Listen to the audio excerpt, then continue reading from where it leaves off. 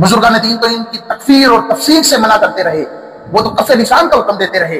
1400 سال کی تاریخ کے اندر امیر معاویہ کے نام کے جھنڈے نہیں لہرائے۔ اچھا، الیاس قادری صاحب کا صرف یہی قصور ہے نا کہ انہوں نے حضرت امیر معاویہ رضی اللہ تعالیٰ عنہ کا عرس منایا ہے، اور یہ تکلیف ہے لوگوں کو۔ اب اس کے پیچھے محرک کیا تھا، کبھی وہ غور کیا ہے؟ اس کے پیچھے تھا کہ حضرت امیر معاویہ رضی اللہ تعالیٰ عنہ کی پے در پے گستاخیاں کی گئی۔ کالے لوگ جو ہیں وہ حضرت امیر معاویہ رضی اللہ تعالیٰ عنہ کے خلاف بولنے لگ پڑے، یہاں تک کہ حضرت امیر معاویہ رضی اللہ تعالیٰ عنہ کی قبر مبارک پر ان کے بارے میں نازیبا لفظ کہے گئے۔ حضرت امیر اہل سنت مولانا الیاس قادری صاحب نے حضرت امیر معاویہ رضی اللہ تعالیٰ عنہ کی عزت اور شان ظاہر کرنے کے لیے آپ کا عرس نکالا، آپ کا عرس منایا، تاکہ لوگوں کو پتہ چلے کہ حضرت امیر معاویہ رضی اللہ تعالیٰ عنہ کو چھوٹی شان والے صحابی نہیں ہیں۔ اب جو کالے ہیں ان کو تو تکلیف ہوئی، ہمارے اندر جو بظاہر رنگ سفید ہے لیکن دل کے کالے ہیں، ان کی تو ماں مر گئی، وہ تو پریشان ہو گئے، ان کی تو ٹینشن دیکھنے والی تھی۔ کسی نے جناب بڑا سارا مجمع کر کے اس میں کہا بزرگان دین تو ان کی تکفیر اور تفسیق سے منع کرتے رہے، وہ تو کف نشان کا حکم دیتے رہے، اور تم ہو کہ تم عرس منانے لگ گئے اور جھنڈے اٹھانے لگ گئے، جو 1400 سال میں کام نہیں ہوا تو تم کیسے کرنے لگ پڑے؟ تو ہم یہ پوچھنا چاہتے ہیں کہ قبلہ جو امیر معاویہ رضی اللہ تعالیٰ عنہ کا عرس منایا گیا ہے، کیا یہ جنگ صفین کو موضوع بنا کر منایا گیا ہے؟ جو حضرت امیر معاویہ کے نعرے لگے ہیں حضرت علی کے مقابلے میں لگے ہیں، یہ اس لیے لگے ہیں کہ صحابی رسول کی شان پر حملے ہو رہے ہیں۔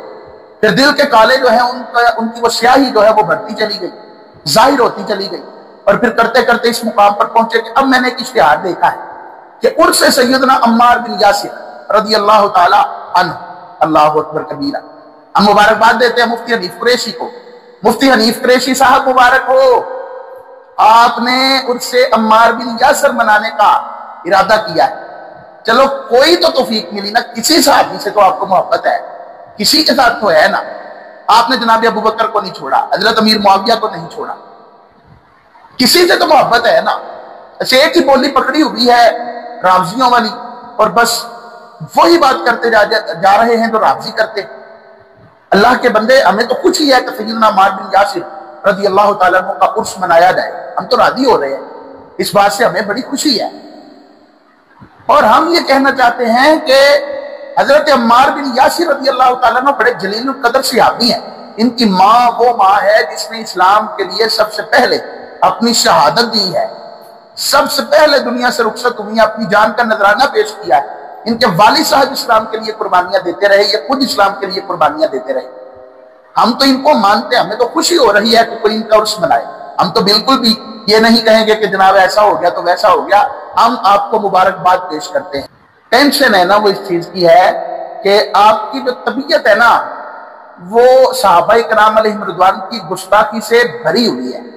نام تو آپ نے عرس سیدنا عمار بن یاسر رکھ لیا ہے، ڈر اس بات کا ہے کہ کیا آپ شان عمار بن یاسر بیان کر پائیں گے؟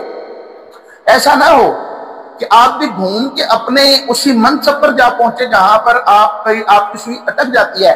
حضرت امیر معاویہ رضی اللہ تعالیٰ عنہ کی گستاخیاں کرنی ہیں، آپ کی طبیعت جو ہے نا اس کے اندر صحابہ کرام کی گستاخیاں شامل ہیں، اور اس کے بغیر آپ کو چین آتا نہیں ہے۔ آپ اہل بیت کا نام لیتے لیتے صحابہ کو ڈیگریڈ کرتے ہیں۔ تو مجھے بتائیے کہ عمار بن یاسر کا جو عرس ہے کیا وہ واقعی عرس عمار بن یاسر رہے گا، یا کہ تبرہ بازی کا ایک مجمع بن جائے گا جو صحابہ کرام علیہ رضوان کے لیے منعقد کیا جائے گا؟ اور میں آپ کو یہ مشورہ دوں گا، آپ نے عرس سیدنا عمار بن یاسر شروع کیا ہے، مبارک ہو۔ آئندہ سال صحابی ہے نا عمار بن یاسر بھی، تو حضرت امیر معاویہ بھی صحابی ہیں، آئندہ سال عرس امیر معاویہ بھی کریں۔ اگر امیر معاویہ سے تکلیف ہے کہ وہ مولا علی کے مقابلے میں آئے تھے تو عرس سیدنا ابو سفیان کیجیے۔ ابو طالب کا آپ جشن مناتے ہیں نا، جشن ابو طالب، تو جشن حضرت سیدنا امیر حمزہ بھی فرمائیے۔ غدیر خم کے موقع پر آپ کو عید غدیر بڑی یاد آ رہی ہے نا، تو پھر عید فاروق بھی منائیے کہ مصطفیٰ نے ان کو فاروق فرمایا ہے۔ یہ بھی عید منائیے کہ اللہ نے حضرت ابو بکر صدیق رضی اللہ تعالیٰ عنہ کو عتیق بنایا ہے، صدیق بنایا ہے۔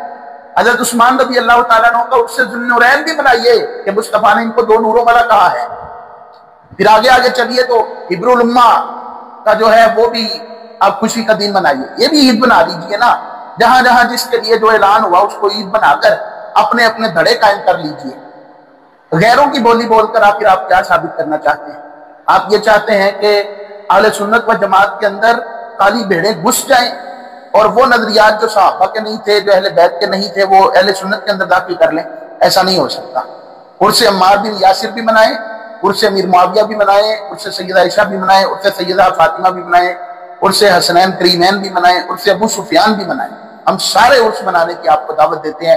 اگر صرف آپ عمار بن یاسر کا عرس منا کر ٹھہر گئے تو پھر ہمیں اس بات کا اور زیادہ یقین ہو جائے گا کہ آپ اوپر سے یہ کہتے ہیں کہ مجھے امیر معاویہ رضی اللہ تعالیٰ عنہ سے محبت ہے اور میں ان کو صحابی رسول سمجھتا ہوں، بلکہ میرا خیال محبت کا تو کبھی آپ نے دعویٰ کیا ہی نہیں ہے، بس آپ اتنا کہتے ہیں کہ میں ان کو صحابی رسول سمجھتا ہوں، میں ان کو رضی اللہ عنہ کہتا ہوں۔ تو پھر جس سے اللہ راضی ہے اس کو عرس منا دیجیے۔ داتا صاحب سے اللہ راضی ہے ان کو عرس مناتے ہیں، اگرچہ آپ کو وہاں تو چتر پڑ گئے۔ آپ خواجہ صاحب کا عرس مناتے ہیں کیونکہ اللہ ان سے راضی ہے، ان کے لیے قرآن کی آیات نہیں اتری، لیکن امیر معاویہ تو اس آیت کے اندر شامل ہے نا، رضی اللہ عنہ ورضوا عنہ، تو ان کے لیے تو پھر عرس کا زیادہ استحقاق بنتا ہے۔ تو عرس عمار بن یاسر کے بعد میں یہ سمجھوں گا کہ پیر سید حسین الدین شاہ صاحب جو کہ اس فلیکس کے اوپر روح رواں نظر آ رہے ہیں، وہ عرس امیر معاویہ بھی منعقد کریں گے اور ساتھ ساتھ عرس ابو سفیان بھی، عرس حضرت ہندہ بھی، اور اس طرح کر کے پھر جو خاص کر صحابہ ہیں ان کے آراس بھی منائیں گے، تاکہ وہ صحابہ جن کی گستاخیاں کالے کرتے ہیں ان کی عزت اور شان پر پہرا دیا جا سکے۔ حضرت خالد بن ولید رضی اللہ تعالیٰ عنہ کا عرس بھی منائیے، تو وہ بھی اسلام کے بہت بڑے جرنیل تھے۔ امید ہے کہ میری کسی بات کا غصہ کیے بغیر ٹھنڈے دل سے سوچیں گے اور مبارکباد قبول کر کے جو آئندہ کے مشورے دیے ہیں ان پر بھی عمل کیا جائے گا۔ اللہ اپنے محبوب کا صدقہ ہمیں عمل کی توفیق عطا فرمائے۔